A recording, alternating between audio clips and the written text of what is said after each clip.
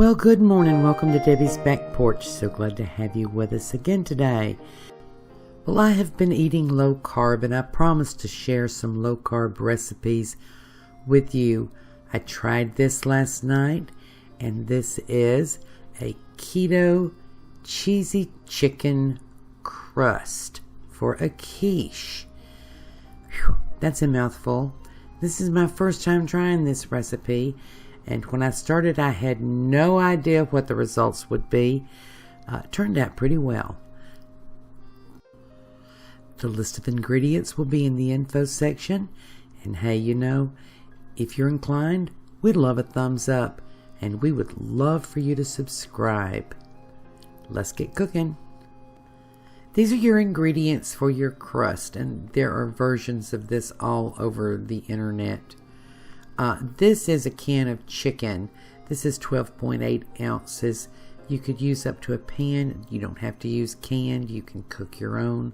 Just cook up some chicken and put it in your food processor. This is fresh Parmesan cheese. I'm going to grate up about a cup of this. And don't use that stuff in the green can. If you have to buy it grated, you know, you can get it freshly grated. And this is 2 large eggs. So the first thing we're going to do is drain the broth from this chicken. And this is nice chicken. See that nice big white chunks. As I said, you can cook your own. Just either boil it or pan sear it and drop it down in the food processor. You're going to get it pretty small. As usual, I'm going to share lessons learned. I told you this was my very first time making this. There are lots of versions of this on the internet. I sort of put together 2 or 3. The ones on the internet are all for pizza crust. And since I don't want a pizza, I want a quiche, I'm making adjustments. So the first adjustment I'll tell you right now is I didn't let this drain long enough. I should have started a little earlier, let it drain a little bit more, get it a little drier. I'm going to save this broth, by the way, in the fridge. It's just enough to simmer some nice veggies for tomorrow's dinner. Chicken broth always adds such nice flavor to vegetables. So I have here a Silpat liner. You can use parchment if you would rather. And I'm going to just spread this out. Now I have my oven preheated to 450. So we're going to cook this a little for the main purpose of drying it out to work with in making our crust. And I'm going to spread it out, flake it as much as I can in the oven for 10 minutes. This is to dry it out a little bit more, and we're just going to cook it long enough to start getting just a little browning on it. So 10 minutes in the oven, and I'll be right back. And this is what we have. I'm going to spread it out just a little bit more. It's pretty dry. Lesson learned. It could have been drier. I should have let it brown just a little bit more.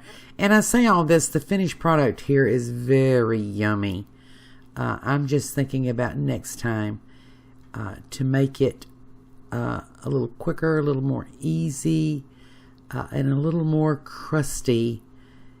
At any of these stages, a little more drying would be helpful.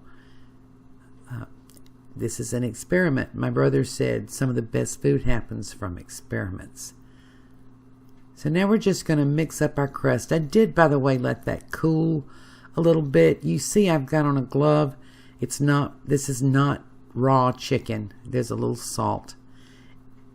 And the amount of salt you use, by the way, is going to depend on your chicken and your cheese. Parmesan has a kind of a salty flavor, and this chicken was not salted. So you saw me mix in the 2 beaten eggs. I'm adding my 1 cup of Parmesan, which is a really dry cheese, and that's why I chose it, but also because I like the flavor of Parmesan. So we're going to mix this. You see I've got it pretty dry, and I'm going to actually take this glove off and to add my freshly grated black pepper. You see my bruises. I've mentioned this before. I have this sweet dog who, when she wants petted, reaches her big old paw out and taps me on the arm, and that's the result. So I have here a 9-inch glass pie plate, and what we're going to do here now is try to get this as thin as we possibly can. I debated on using my cast iron, one of my cast iron skillets. I kind of wish I had, but I wasn't sure how it would handle in a straight-sided pan. And I know now it would have handled just fine. So next time I'm going to cook this in a cast iron skillet, I think I'd like the result of the crispiness you would get. So I actually worked with this quite a while and tried to get it as thin as I possibly could. I have a duplicate plate here, and I'm going to use that to mash it down a little bit all along. I could have had a thinner crust if I'd used just a little bit less chicken, and so when you're doing it, a bigger pan or a little bit less chicken helps you get a thinner crust. As it is, I worked with this for about 15 minutes, just pressing and turning and pressing and turning and making it neat and working to get the middle as thin as possible. And probably I didn't have to do that, but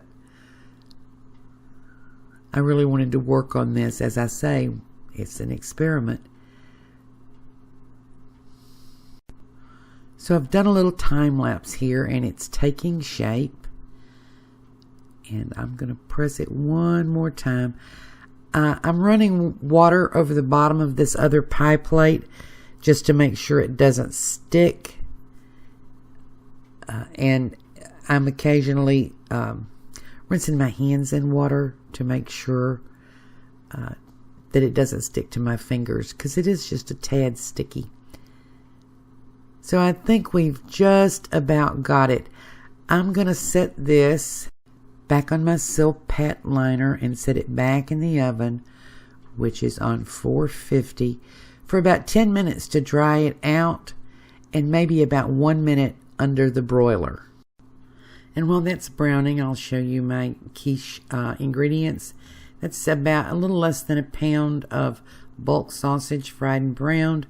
That's about 2 tablespoons full of finely chopped onions. This is about 3 slices of bacon cut up. I've got a 1/4 cup of cream, a cup of cheese, any kind of cheese you like. This is mozzarella. And I have here 5 eggs. Normally I would use 6 eggs. That 9-inch pan is a little bit small, and I don't want to overflow.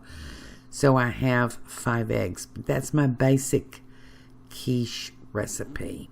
I have here a little salt, a little pepper, a little thyme, just because I like to put a little thyme in my quiche. You can use other things if you prefer. A little rosemary is good, depending on your ingredients. And then I'm going to beat in the heavy whipping cream. You can also just use some half and half. You could just use some milk. The cream makes it a little bit richer. Now, the thing about a quiche, one reason people love them so much is you can put anything in this. You have little bits of leftover vegetables. You can put those in, a little broccoli, a little cauliflower, some peas and carrots. Whatever you've got left over, that'll work for your quiche. So after 10 minutes at 450 and 1 minute under the broiler, I'm feeling pretty good about this nice crust. It's getting a little bit crispy. It's kind of pretty. So in with my quiche ingredients. I always put my dry ingredients in first. The meat, this is the sausage. Sprinkled a little bit of onion over the top. And you know, if you want to caramelize some onions, that's good in a quiche too. These are raw. And I've got about a cup of mozzarella here. I want to spread that out a little bit. If I had a red pepper, by the way, I would have used the red pepper. I love red pepper in quiche, and it's so pretty. But I'm using what I have and spreading it out. Now, let's talk a little bit about carbs. This dish is considered keto, which means it's very, very low in carbs. I'm pouring in my eggs here. Pour them around, try to spread them out. This crust is not totally without carbs, though. I added it up. It's about 6 grams of carbs from the eggs and the cheese total. And there are going to be at least 6 slices here. So what we've got then is about 1 gram per slice. This is not sitting level, so the egg is all going to one side. And, I got all this done, and I was ready to tell you to put it in the oven and realized I didn't add my bacon. And I don't want all my bacon on top, so I'm going to spread it out here, and then I'm going to kind of poke it down into the eggs. I don't want the bacon to burn. And this is going to cook for 40 minutes at 350. And I turned my oven down to 350 when I took the crust out. Let me get something. I'm going to press that bacon down in there a little bit. So as I said, about 40 minutes at 350. If I had used 6 eggs, a little bit longer, maybe another 5 minutes. But as I get this down in here, I'm reflecting on, oh my goodness, this has got 3 meats in it. This is meat overload. I love it. And that's part of what eating keto is all about. I'm not actually eating keto. I'm cooking some keto dishes. I'm just eating low carb. And this is going to be about 4 grams of carbs per slice total. And after 40 minutes, I want you to look at that. Isn't that gorgeous? Oh, I wish I had some red pepper. A fork to test its doneness. It comes out clean, so it's done. Let's give it a slice and see how it turns out. So I'm feeling as I cut this that it has a little crispiness to the crust. I'm hoping there's enough of that I can serve it in slices, that it all stays together. That's my goal, that it all stays together when I take it out to put it on a plate. And so I'm cutting through very carefully, and right there it's pretty crispy. And I'm going to loosen it from the sides with my knife. And then I'll get a server here and take it out. So I've slid this server in there very carefully. And look at that. That just comes out in a perfect slice. Look at that. I'm ready for dinner. Let me show it to you.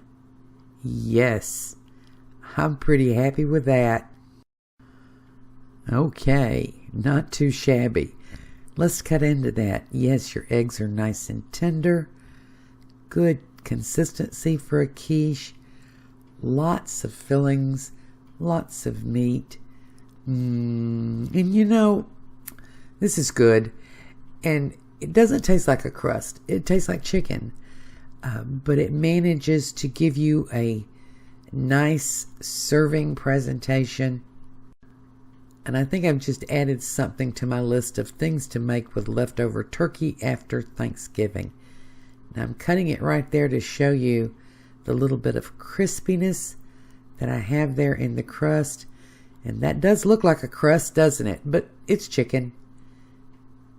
And it's yummy. And I'm going to make this again. And I hope you make it because it's really good. It's really low carb. And it isn't boring. Eating low carb can get boring. Thanks for joining us on Debbie's Back Porch. Hope to see you again tomorrow.